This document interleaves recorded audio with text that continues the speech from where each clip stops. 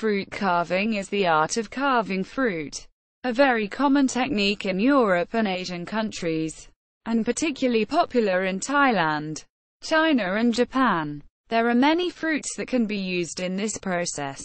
The most popular one that artists use are watermelons, apples, strawberries, pineapples, and cantaloupes. History. China. Many believe that fruit carving originated in China during the Tang dynasty, which lasted from AD 618 to 906. Fruit carving in China usually features mythological creatures and animals.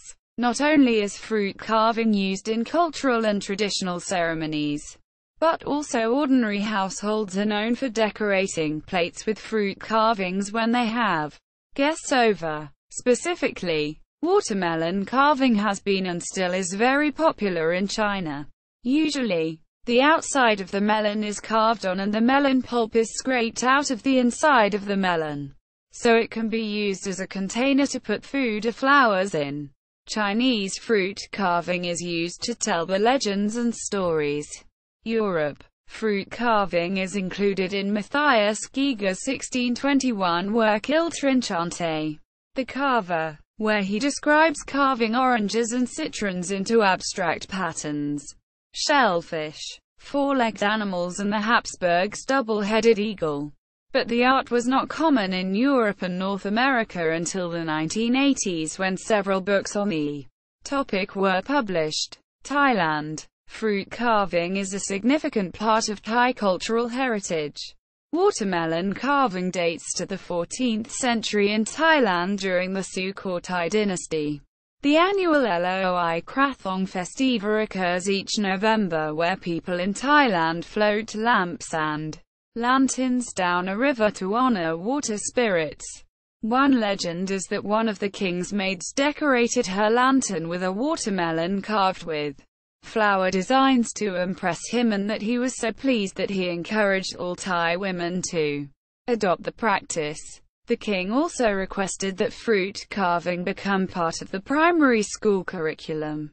Thailand. Fruit carving features flowers, birds and floral patterns. Japan. The Japanese emphasize the presentation of a dish and how the plate aesthetically appeals to others. Fruit carving in Japan is referred to as mukamono. Mukamono began in ancient Japan in an effort to make dishes more appealing, since the food was placed and served on an unglazed pottery plate, which had a rough look to it. Chefs would cover the plate in leaves and would fold them into different designs in order to make the dish look better. This technique eventually turned into carving fruits that would also be placed on the plates to enhance the appearance of the dish. At first, when this technique came out, vendors on the streets would add carved fruit to their food when customers made a special request. But now it is very common for all Japanese dishes to feature carved fruits. Fruit carving and garnishing is now a significant part of Japanese chef training. Overview. The art of fruit carving uses many different tools, usually ordinary items but some specific to just fruit carving. All these tools give the artwork a different texture or help with its design.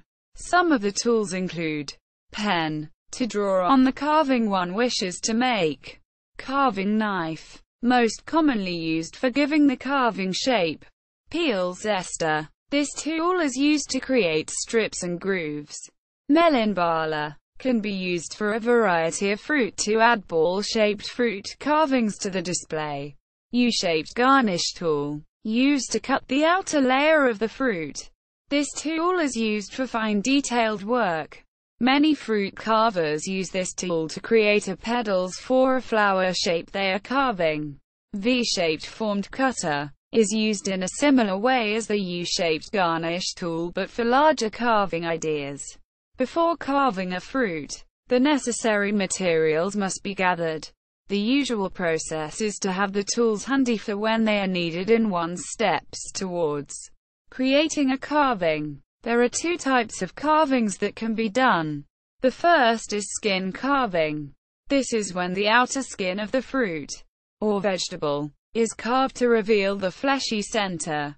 where the color is different than the outer skin, to create a design using the contrast between the outer skin and flesh of the fruit. The second type of carving is three-dimensional carving. The purpose of this particular technique of carving is to carve the fruit into a three-dimensional object of the carver's choice. The most popular three-dimensional design is floral objects. It is easy to overcarve a fruit, which leads to loss in nutrition. But it is always important to start off by outlining your carving on the fruit. Depending on the design that is being created, it may take very little time or be more complex and use more time and concentration. Also, different steps in the process are used for each design. Not one design is alike. An important aspect of fruit carving is that the fruit you carve must be suitable for the manner which one will display it.